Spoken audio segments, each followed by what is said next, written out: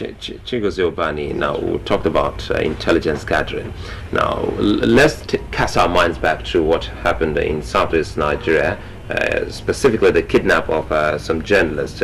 And people keep on harping at it that, well, people live there, there is a community there. So, how well can... Yeah, and the Boko Haram is another issue. Now, recently. Just recently. How well can people get information from the locals in such communities? Yes, you see, the intelligence arm of the security organizations have collapsed, and I think it is deliberate on the part of government. When you look at the State Security Service, for instance, it's not as if they are not there, and it's not as if they wouldn't want to do their job, but some of their intelligence gathering and reports, to a large extent, indicts government itself as constituted. I am coming from a tour of the Southeast myself, and when you were talking about kidnapping and all that, I just it amused me because I come from the community that hosted Wahab Oba and Co. You don't say. I come from Ibeme. I'm an Ibeme man.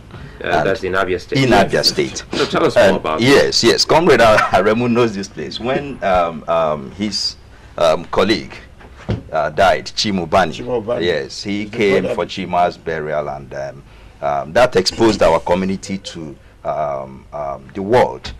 We come from a community where there is no electricity in this age. No electricity. No pharmacy, no functional school. There is no health center. No Ibeme mother has ever experienced prenatal or postnatal care. I was born in the kitchen myself. So, intelligence gathering in such a place is zero. Because nothing brings a non-indigene to the community. If you step in Sulai, everybody in the community knows that a visitor is here. So we withdraw. We don't know why you have come.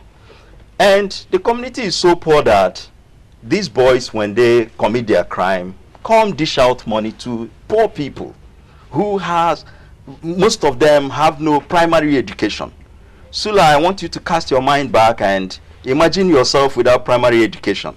Then you tell us what you would have been. So when people say poverty, unemployment is not an excuse for crime, I say no, it is. It incubates crime, and it's an inducement, because we live in a society where there is no social security. So the young man who didn't go to school, has no education, has nothing, no home. So you don't expect any form of home. Are you saying the police post, for instance? No police post. But let's not digress. What I am saying in essence is that intelligence gathering is zero within this environment, because nothing brings the intelligence officer into this community to gather intelligence. And because over the years we have seen security as the exhibition of bravado, carry your AK-47 and Kalashin rifles, come in, intimidate people, and nobody is obtaining information, nobody is extracting information. The guns that are being used by these boys to shoot down Nigerians are property of the federal government. Most of these boys have never traveled out of the shores of Nigeria. So those guns belong to federal government. How did it get into their hands? That's an indictment on government. The boys themselves were neglected by the community, by the society. The industries, for instance, in Abia, where so many people worked, in between my remedial studies, I worked with General Cotton Mill on Onitsha. General Cotton Mill at a time employed between 2,500 and 3,000 youths. I was earning 180 naira per month, and that was good enough money. So nobody could come bring me into ganging up to kidnap anybody. Those industries are gone. Abatex is gone. International Equitable is gone. Premier Breweries, they just name them. Sometime I organized a media tour. I invited some journalists. The Punch, sorry to mention, I have to be specific, got them, said, look, let's visit these areas. Journalists refused to come. After having introduced myself as a media man, they refused to come. What they wanted, go bring in these people, bring them to the city, we talk to them. Nobody wants to go there. So Abia is in a big mess. Abia is in a big mess. And if we don't do anything about it now, in another 2 to 3 years, there will be serious problem. But let us look at it from this point. Those who are in authority, like I said, created this monster.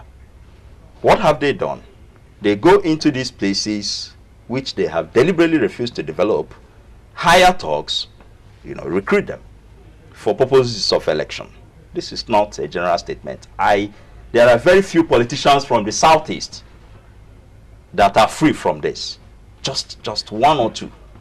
The rest are complicit. Hire these thugs, arm them, use them for purposes of election, and abandon these boys. So, what do you want them to do? Some of them were mechanics, some were panel beaters, some were shoe menders. You want him to go back to shoe mending after having paid some money to him? It's impossible. So, this is our own creation. The state has failed, and when people say this, it will look as if we are cynics, we are critics, and all that. The state is failing and has failed. Lagos is quite lucky. So we can sit down here, look at the environment, and we feel everything is working fine. Go out there and you see. So intelligence is zero. We don't know the aspect of intelligence. If I understand you correctly, and please correct me if I'm wrong, you were saying that intelligence gathering, which is very crucial to security, that's right, to security of lives and property yes, in any society today, that's right, is inadequate, to put it mildly now.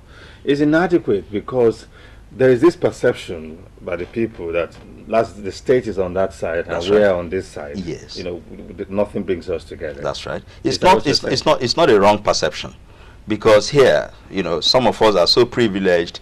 We know somebody that knows a senator. I know someone that knows a governor. So you and I are privileged. We are talking about a place where there is nothing. Nothing brings governance. Government with the governed. Nothing. This community I talk about, I'm not trying to make a case for them. No governor of Abia State, since it has been created, since Abia was created, has ever visited the community. So how do you want them to have a faith? They know nobody in government.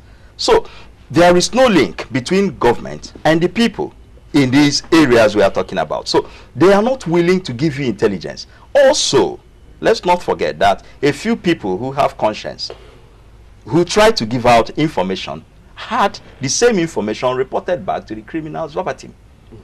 So you appear before the commissioner of police today.